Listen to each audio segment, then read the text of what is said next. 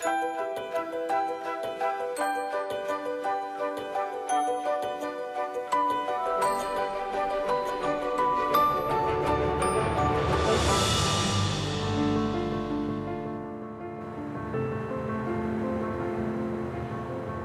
a town that epitomizes the southwest of France. The pink-coloured bricks of Agen stand proud on the banks of the Garonne. Its history can be traced back to Roman times. Like many small towns across France, its story is told in a local museum. The beautiful art collection is showcased in a fitting setting. The museum is housed in 4 mansions, one of which has been graced by the presence of Catherine de Medici and Queen Margot. What's special about these mansions is the alternate layers of red brick and local stone. This collection of Renaissance-style buildings is beautifully preserved. As you head inside, you come across a rare gem. This frieze, made up of 9 carved medallions, dates from the time of Jeanne d'Albret, the mother of King Henry IV. There were no openings here, so this frieze broke up the rhythm of this wall, which didn't have any windows.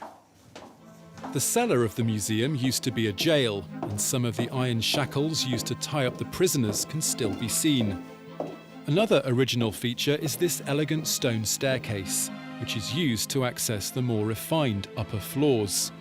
Over time, the museum has become a collector's home, where visitors can wander at their leisure.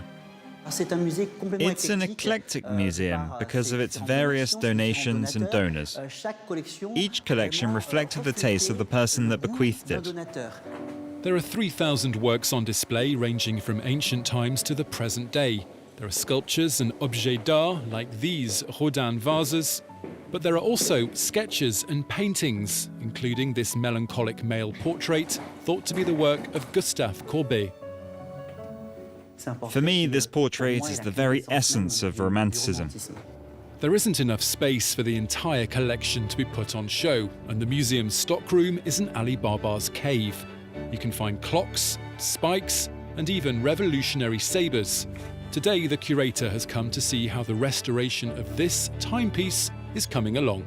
She's wearing a feminine garment here. And this hat. I think it's still interesting.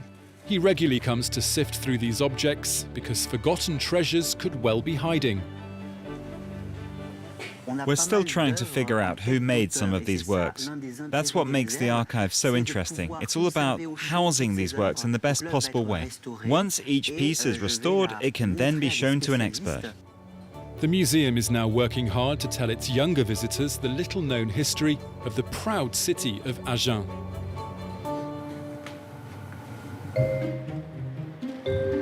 Next, we're heading 800 kilometres north to Honfleur. This little Normandy port with its traditional houses has inspired generations of painters. Amid the cobbled streets is the Eugène Boudin Museum. Visitors come here to admire the work of this painter who was born in the town in 1824. Pastels and paintings fill the walls of this former monastery, and a rare neoclassical dome protects the galleries. It's simple, it's subdued. It's spontaneous. It's a snapshot. The pencil work is amazing, the strokes are extraordinary.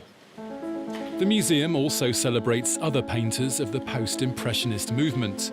But Boudin was one of the first to capture the changing light on this stretch of French coast. With his Sky series in particular, Boudin tried to capture the passing of time, the drifting of the clouds, and the way the light changes perceptions.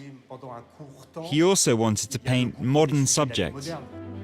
The museum's visitors can get up close and personal with the works, but the spirit of Impressionism can truly be seen in these pastels, which are kept in the museum's reserves. This, among other things, is what built Eugène Boudin's reputation. It was his mastery of pastels and this spontaneity in the way he used the pencil. The museum is a huge inspiration for local painters like Franck, who want to follow in the footsteps of great Impressionists. They used to paint right here. It's amazing. You can see the light over there, which is enveloping those houses and making them almost disappear. All the while we have this extraordinary light. Franck dips his brushes into bright colours to capture the impression of daylight so often sought by his artistic heroes. When you come here in the morning, you have a pale pink winter light, which very quickly changes as it moves this way, like a wave over Honfleur. I love it. The Eugène Boudin Museum has been inspiring painters since 1924 and hopes to nurture new generations of artists.